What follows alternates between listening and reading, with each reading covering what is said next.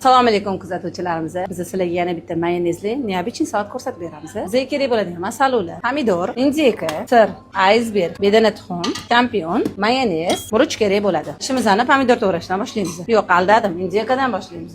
Indikamizni mana shunaqa chuburchak holatda to'g'rab olamiz.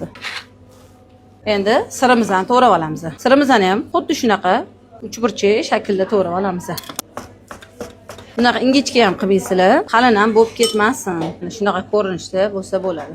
Ingichka, qalinligi bir xil qilib shunaqa to'g'rab olasizlar. Bedana tuxumlarimizni o'rtasidan bo'lib olamiz. Xuddi shunaqa ikkiga bo'lib olamiz bedana tuxumlarimizni. Pomidorlarimizni to'g'rab olamiz o'rtasidan bo'lib. Idishga solib olamiz. Iceberglarimizni qo'lda uzib olamiz. Narsalarimizni birin-ketirlikda solib olamiz. Bedana tuxum, qo'ziqorin to'g'ralgan, sirlarimizni solib olamiz. Indika, pomidor, murch sepib olamiz. Nomiga mayonez bilan yaxshilab aralashtirib olamiz.